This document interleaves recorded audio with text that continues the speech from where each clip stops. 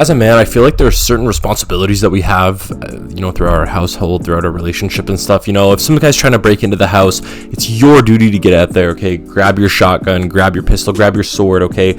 And go out there to kill the invaders, right? And girls, often they're tasked with, making sure the kids are well kept and stuff like that. Like, there's certain tasks, right, that some people are more equipped than others at, right, around the house. It's just how it is, right? And I'm not saying it's all households, but one of the things that I think that men, you're going to be asked this at least once in your life, right, by your girl, and I'm sure you've been maybe asked it. That's why you're here at this video, and that is, why can't we just print more money? Now, guess what?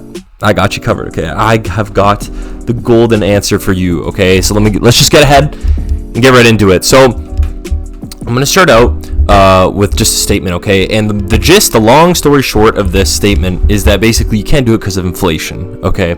And I'm going to start you guys out with a story. I'm going to go ahead and connect it to the topic. So let's just say you and your household, okay, your lovely wife, and maybe even some children, okay? You guys all love bananas, okay? You just love bananas. Bananas is just like, it's the key factor to your life. It's the only food in your house, okay? It's the only food you guys are going to eat.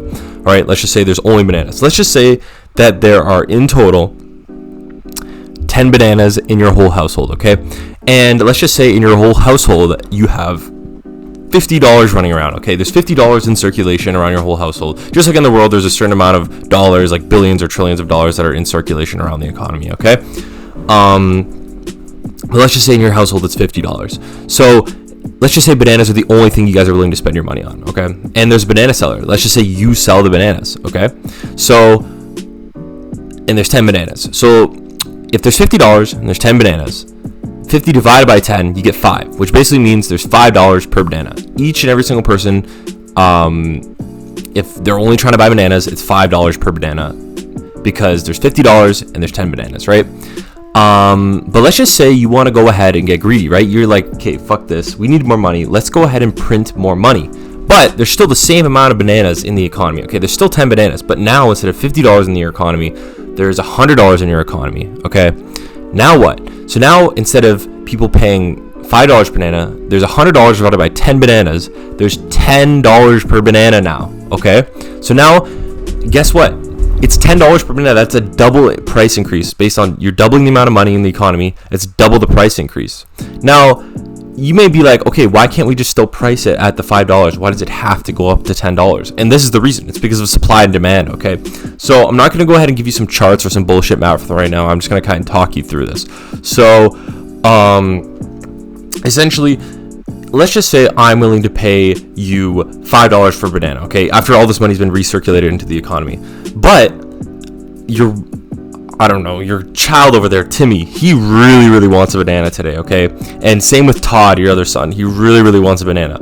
He is willing to pay, because he has double the amount of money, right? Because he has more money now. He is willing to pay $10 for your banana, whereas you're only willing to pay $5 still. Guess what? Those prices are going to go up, because guess what? You may only be still willing to pay $5, but everyone else now has more money, right? So everyone else is willing to spend more money for those bananas. Just like if you get a pay raise, right? I'm sure some of you guys who live paycheck to paycheck, you guys get your paycheck, right? And you go right away and spend it, right? It's because as soon as people get an increase in amount of money, guess what? They tend to spend it. When economies are going well, people tend to spend that money on doing more things, like going to movies, going out for dinner, stuff like that. Whereas when you're in a recession and people are living, very, very frugally, I can't speak. Guess what? Not as many people are spending their money. But now that everyone has more money, double the amount of money, guess what?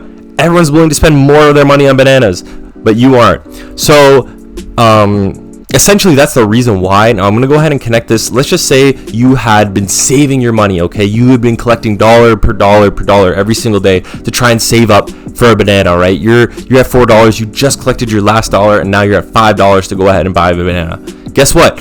All this new money gets introduced in the economy, $15 more, right? And the banana prices go up. Guess what?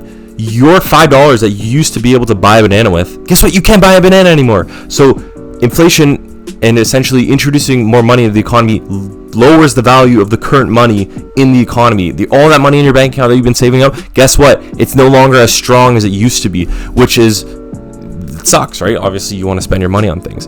And that's the gist of this. So I'm going to go ahead and connect it now back into reality. So when the governments go ahead and print out more and more money, all the money you have in your bank account, it goes down in value. You no longer are able to buy the things you used to be able to buy back in the day. That's why, think about it. A nickel, you always hear your grandparents say like, oh, you used to be able to go to the store and buy so much with just a nickel. Now a nickel is barely even anything. You can't even get anything for a nickel now, right?